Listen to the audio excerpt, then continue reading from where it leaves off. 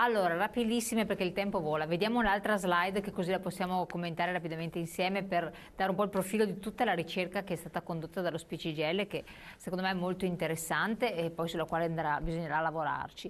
La rilevazione si è soffermata anche sui desideri, quindi desiderata, oltre che sui bisogni delle donne. Risultato, il 42,2% vorrebbe saperne di più su come mantenersi in forma a livello di alimentazione e di attività fisica. Un altro 37% vorrebbe stare di più con in compagnia di altre persone, questo è un altro aspetto importante. Il 29,5%, quindi un 30%, avere la possibilità di partecipare ad attività culturali, corsi, conferenze, cinema e altro ancora. Qui metti in gioco in prima persona, una volta partiamo perché tutto questo potreste anche attivarlo o farlo. Ecco, questi desiderata, diciamo, no, sono trasversali. Non è che appartengono alla fascia 55-65, arriviamo anche oltre i 75 anni d'età. C'è bisogno di questo bisogno, no, di socialità, di stare con altri, di rimettersi così anche in discussione, facendo formazione o andando ad ascoltare, così insomma riguarda un po' tutte le fasce d'età. Ed è una cosa bella perché ti dà l'idea di donne che comunque vogliono crescere ancora, hanno voglia di crescere, hanno voglia di capire, hanno voglia di mantenersi in forma, quindi è una buona cosa che ci obbliga, ripeto, a intensificare anche la nostra azione.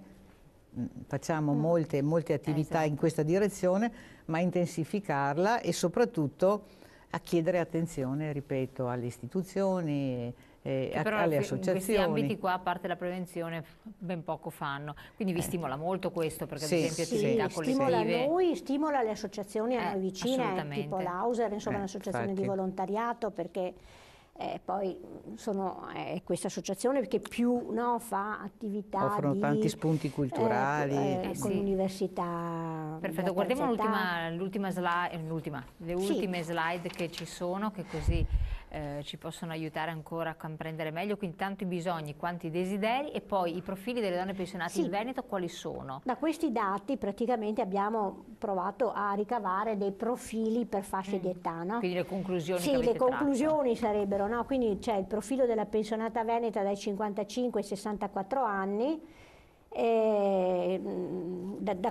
emerge dai risultati che è una persona dinamica, che si occupa dei genitori in età avanzata ma anche dei nipoti, e però dedica anche tempo per dedicare un po' di tempo al volontariato.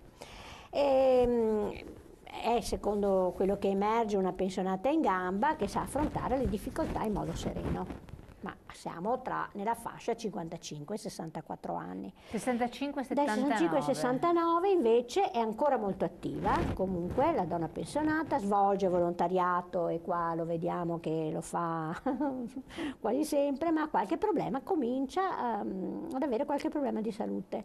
In particolare, perché chiediamo anche, ci sono anche domande relative allo stato di salute, insomma, in particolare soffre di osteoporosi e di obesità.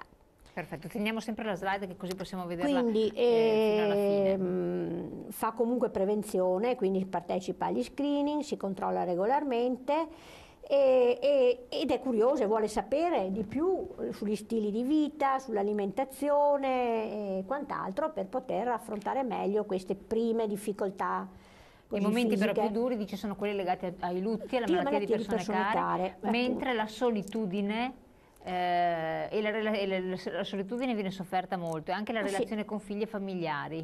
E anche comincia l'insicurezza ad uscire da sole, quindi paura, tra i 65 e i 69 anni. Se andiamo avanti con le slide. Passiamo la parola alla collega, così vi alternate, vediamo un attimo se la slide successiva. Eccola qua, è quella dai 70 ai 75 anni. E qua ovviamente ci sono condizioni di una maggiore fragilità legata poi al passare degli anni. Anche qua abbiamo incontrato molte persone che hanno sofferto per lutti o per malattie, anche perché il lutto a questa età profila poi una vecchiaia in solitudine, insomma, quindi smuove altre cose insieme al dolore e anche la preoccupazione per quello che può essere il futuro. Ha bisogno di compagnia, questa fascia più di altre fasce d'età, e chiede ovviamente di mantenere attraverso incontri, occasioni culturali o altre opportunità, di mantenere anche una relazione sociale un po' più attiva. E continua a fare attività di screening, quindi Fa gli screening, bueno, quelli che sono, no, che vengono programmati, quello mammografico soprattutto, insomma, è ancora molto presente, ecco, screening oncologici. Over 75, e poi abbiamo l'over 75, che sono un bel numero, poi abbiamo 343.604. Sì, è che qua la maggioranza sono vedove, soffrono solitudine, ha difficoltà ovviamente chi ha figli nella relazione con i figli. Momenti critici anche queste sono legati appunto a malattie, sono legati a lutto. Qua abbiamo però va spesso dall'assistente sociale. Va spesso dall'assistente sociale perché probabilmente ha anche situazioni di bisogno. Teniamo presente che questa fascia di età, queste donne perlomeno, sono quelle anche più povere, quelle che hanno pensioni basse e quindi hanno bisogno anche del sostegno economico da parte delle istituzioni, quindi si rivolgono ai servizi sociali non necessariamente per gli aspetti che interessavano a noi, no? Verificare. Certo, ecco. E però soffrono di depressione. Soffrono di depressione perché la solitudine, la mancanza di disponibilità economica, l'inizio delle malattie, l'età che ormai è avanzata, porta appunto a molte situazioni depressive con quello che ne consegue. Insomma, poi la depressione, come abbiamo già detto anche prima, è l'anticamera di tante malattie psicosomatiche, se non a forme anche estreme poi, no? Ecco. Dalle valutazioni che avete fatto voi comparativamente, sì. Rosanna, e anche che cosa emerge? Quale sarebbe il primo intervento da fare? Che voi riuscireste anche ad attivare? Sì, e l'abbiamo anche, questo è già emerso, ma in una prima discussione fra di noi, appunto il tratto è quello della solitudine, quindi bisogna che assolutamente soprattutto in quei luoghi geografici, penso in montagna, no? Nei paesetti sperduti dove le persone davvero, la solitudine è anche un fatto proprio di fisico, no? Di lontananza delle case fra di loro, eccetera.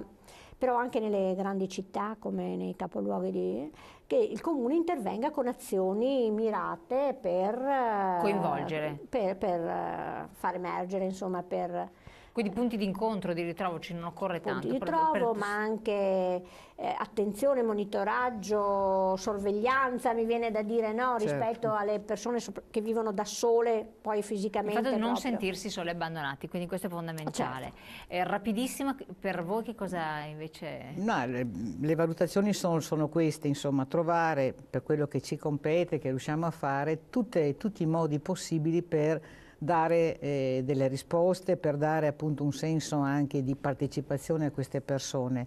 Ci piacerebbe poi insomma anche approfondire alcuni di questi aspetti per farli diventare magari anche più oggettivamente statistici e avere degli strumenti anche in più nel nostro lavoro quotidiano, che è quello di contrattazione, di negoziazione, di ricerca, perché poi questo ci dovrebbe servire anche come trampolino di lancio, come trampolino nei confronti della regione, ma anche dei comuni, per fare delle richieste precise in situazioni precise, quindi vogliamo andare avanti. Infatti non abbiamo parlato che la regione Veneto è riuscita a finanziare 84 progetti per invecchiamento attivo, investiti 2 milioni di euro per valorizzare energie e reti di comunità. Stiamo parlando di target di anziani molto interessante, perché sono 84 progetti finanziati tra 20 e 30 mila euro ciascuno, gli under 75, quindi una terza età under 75, che dovrebbero poi aiutare gli over 75. Certo. Di questo parleremo, perché fa parte sempre di questo del sopperire ai bisogni e alle esigenze con i nostri amici dello SPCGL. Vi auguro un buon lavoro, buon proseguimento. A voi grazie di averci naturalmente seguito, eccetera. Se avete bisogno di supporti, però le sedi dello SPCGL e i patronati sono sempre presenti sul territorio per darvi un aiuto e anche, perché no, una parola di conforto, che può essere molto molto importante. Grazie e buon proseguimento.